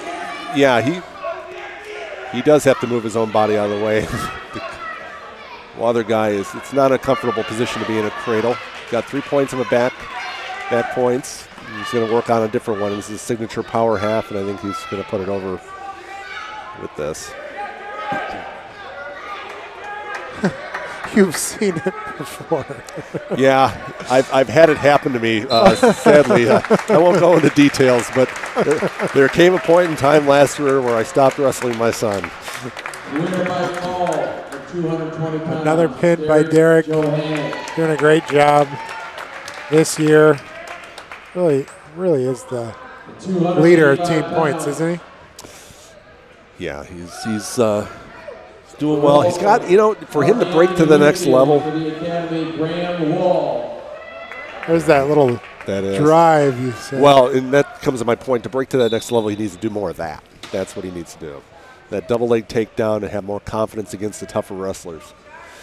So here we have Graham. Shawn wrestled the first one. That was a reward for Shawn in making weight was that he would he'd get his first go in a match. Graham's the more experienced heavyweight. Okay. Both of them seniors. Graham Wald just notified me that he is committed to going to Wheaton College. Oh, God. Playing football? Playing football. Plans on majoring in psychology and business.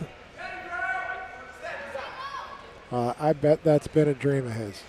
Well, you know, he had a couple of, he was being courted just by sheer dint of his size and his height. He was being recruited from a couple of NAIA schools and D3 schools.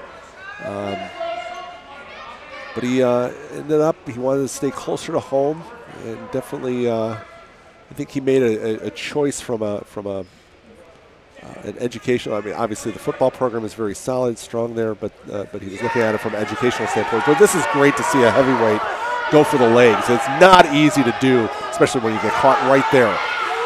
So he almost had it, but when you get all that weight coming down on you, that's no fun. Yeah. So he's trying to fight to his belly. Walther got 2 points for coming around. He did. He got 2 points for the takedown.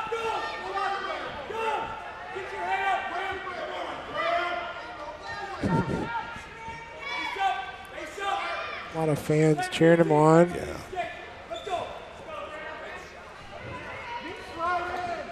Graham could be one of the nicest guys I know. In fact, most of the guys on this wrestling team, extremely kind. It's very difficult, you know, to turn on aggression only in sport. But I think that kind of balance that the coaches are giving those guys. Well, I like to say that's evidence of the fruit of the Spirit. Yes. So that's that self-control. You know, there's a neat story about Graham. I brought him out to the United States Air Force Academy last year for their National Character and Leadership Symposium, and in an auditorium of 2,000 cadets and distinguished guests and whatnot. One of the speakers was up there was Jordan Burroughs, who was an Olympic wrestler. Yeah. Talking about leadership and whatnot. And he opened up to the audience for questions, and immediately Graham stood up, raised his hand, got the microphone in front of 3,000 people, spoke his question, and it was a good one at that. And in fact, so much so that I think Jordan Burroughs spent about a good 10 minutes answering it. But Graham's a natural leader. He's a quiet leader, but he's natural. I'm just wishing him the best in his career at Wheaton.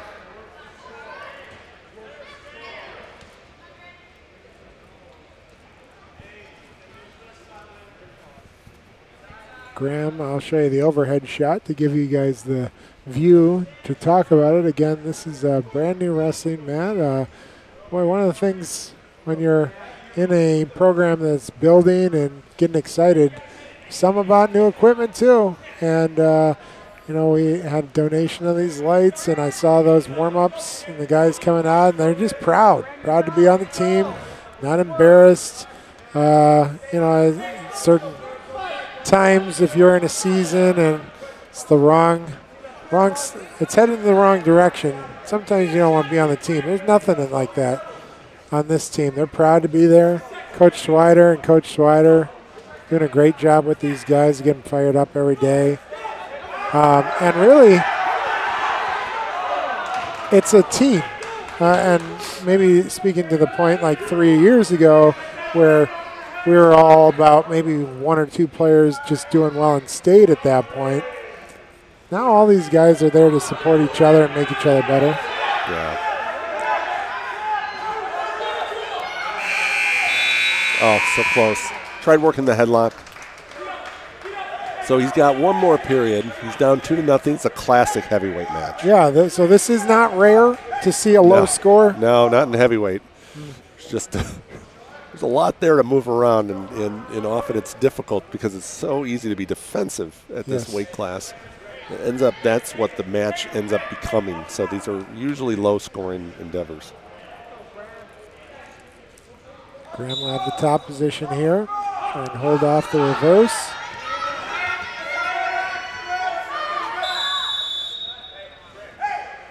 Now that's a reset with no It points. is. They were out of bounds without a change of control or an escape.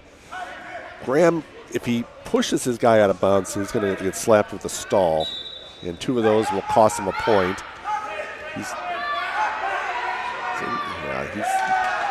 down 3-0. He's going to have to get a takedown, and he's going to have to get some back points in order to make this tough for a heavyweight match when you're down by 3, but it's been done before. See what he can do. He's going to work the headlock. See what he can do. He's trying. Oh, and he gave it up. He's got to follow through with that.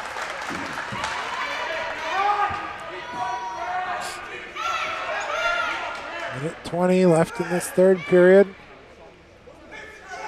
Down 5-0 now. And under a lot of weight.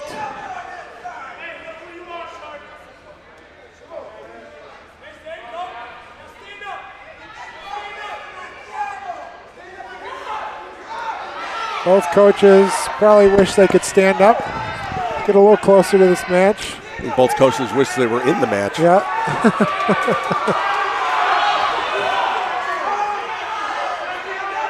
Graham almost got his legs under him. Oh, you got to avoid that.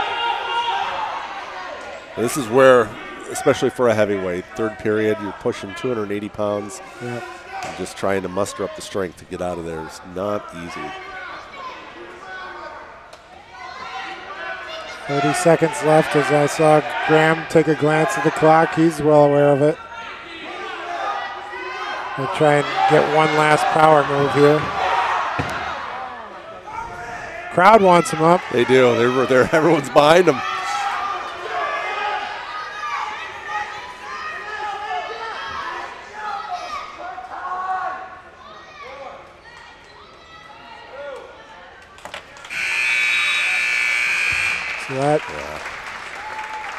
Frustrated, had a very promising first period. He got a shot in, couldn't finish it off.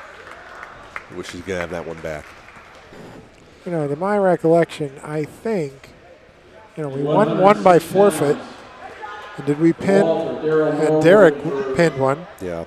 And that was our. That's it. That was the our point. extent of it. We've lost every match, which is not as well as we did in the previous go-around with Walther. So this particular match could go well for us.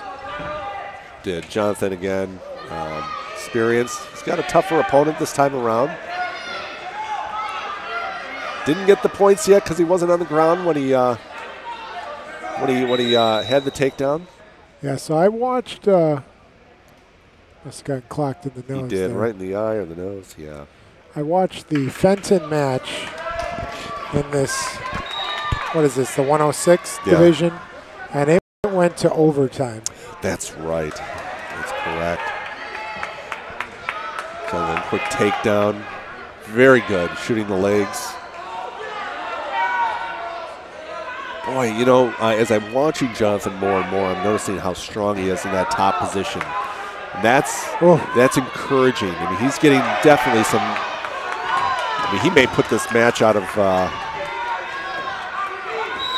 He got it before he was off the mat. Runs to the middle.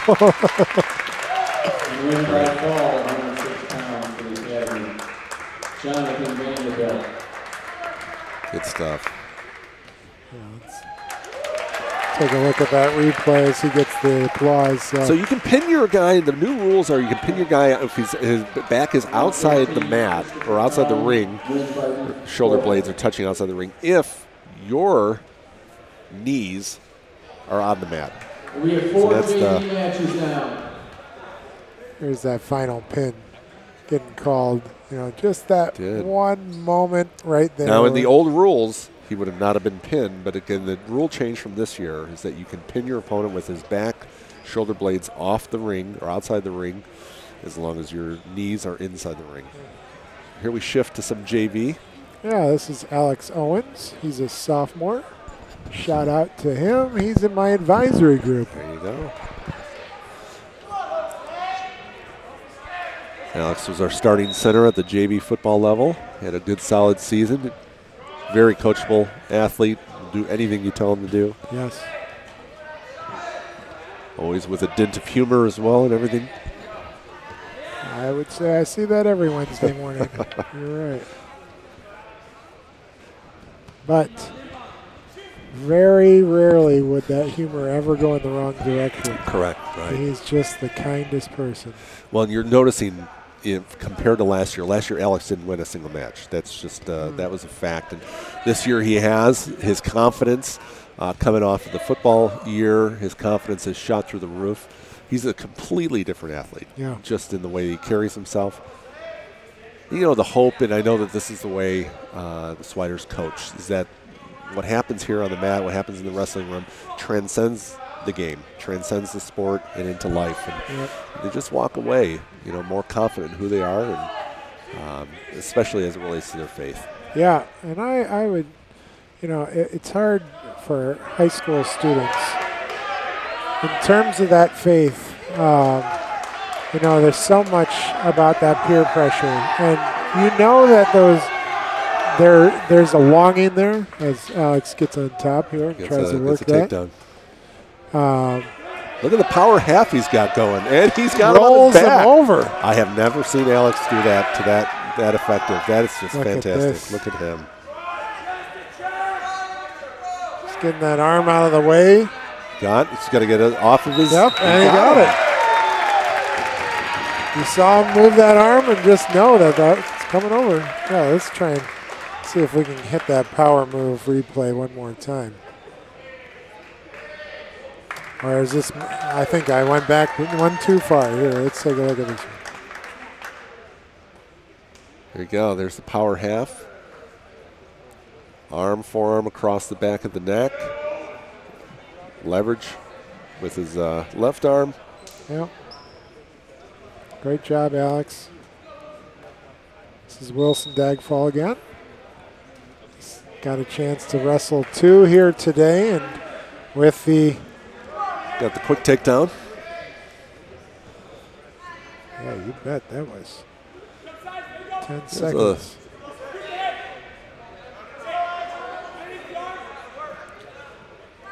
As we're finishing up, I want to make sure I thank my crew again, Grace Gregory and Ethan Ox, for being on cameras tonight. Our first live stream as Wilson ends up.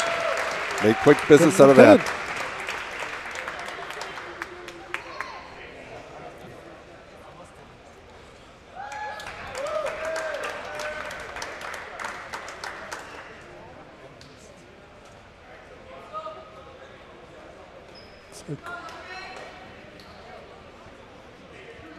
Maybe Wheaton Academy has one more in them.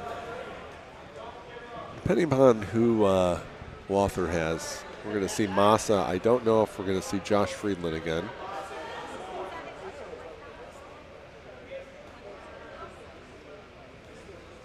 This would be a good match for Massa.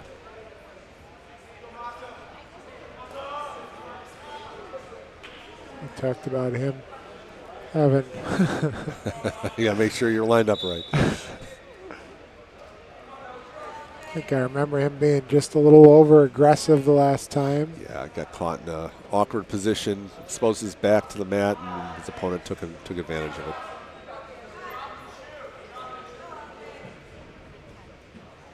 If you're watching on Facebook, YouTube, Twitter, share this out. Let people know that you watched it. It's available to them after the fact, so send people that you think might want to watch this to our locations. Glad we had a chance to do wrestling here tonight. Again, my name's Matt Hockett, producing this for WA TV and our live stream crew, and Jim Johannick helping me out, giving us the color commentary and valuable information about the wrestling meet today. I was going to give you about a half Nelson and a fireman's carry commentary before Jim showed up. Both guys kind of struggling with those arms.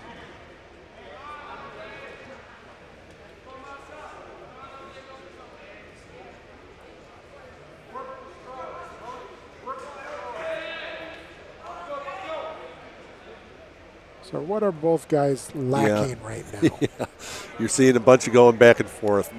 This is your fairly typical upper weight match where you got two guys who don't have a whole lot in their arsenal of moves from the neutral position. You know, one of the fears of a heavyweight or an upper weight wrestler is you need to take a shot at the legs, and you got all the weight of the opponent coming down on you. So what you end up having are moves like this, and that's a good front headlock. You got into something called a cow catcher, put him on his back, and then that was it. That's how those matches go. And it looked like Walther made a move to drop the leg. I think we may have it on the replay here. Walther takes a knee almost like to drag Massa down. You see that? He did. And then he got out of position. Yep. Massa pulled him down, got him on his knees, and that's called a cow catcher right there. Just able to, I'm not quite sure. I think that just comes from the old Texas wrestling days, but call it cow catcher, flip him over, takes you right to your back. Doesn't happen very often at the higher levels. It's an easy move to counter. Here you got Shawn Bloom, second match of the year. Now he's got what's called a bear hug, appropriately called. Looking aggressive. That's what you just like to see, is just some good aggressiveness.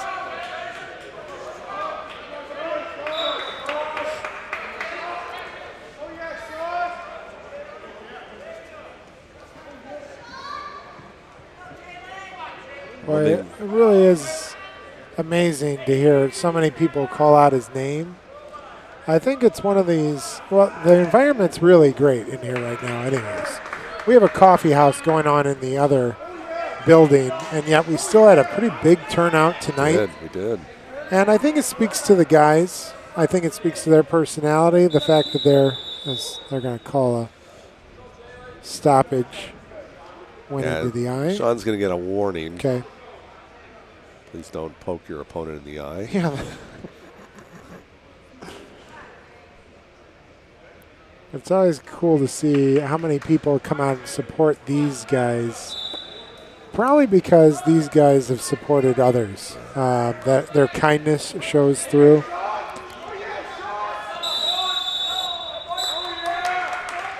What's that call?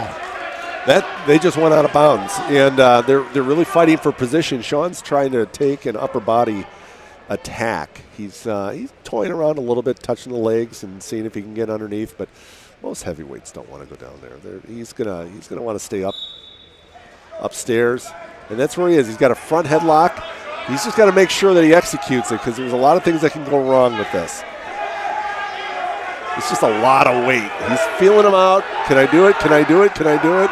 People are egging him on, and there's the front headlock cow catcher, just like Massa, almost identical. And listen to this gym explode. Shawn steps up, kind of flexes towards the bench. Picks up his opponent. Class. What a great match for him. Let's take a look at that. Yeah, it was almost identical to what we saw with Massa. Yeah. Got him down. Boy, once you get your heavyweight down to a front headlock, you got a lot of options, and that's what happened right there. Cow catcher on the back. Well, it didn't turn out well for the Warriors in terms of the score, but with a team like this that's excited to get on into the mat and just needs experience, every one of these matches is important. Yeah, we saw a lot of young wrestlers wrestle well. Got caught in some awkward positions and against two experienced teams like Fenton and Walther. They're going to put you, they're going to take advantage of that. You're not going to get too many second chances. But these guys did well today. Good step for the program. Well, Jim, I appreciate you being at the table with us tonight.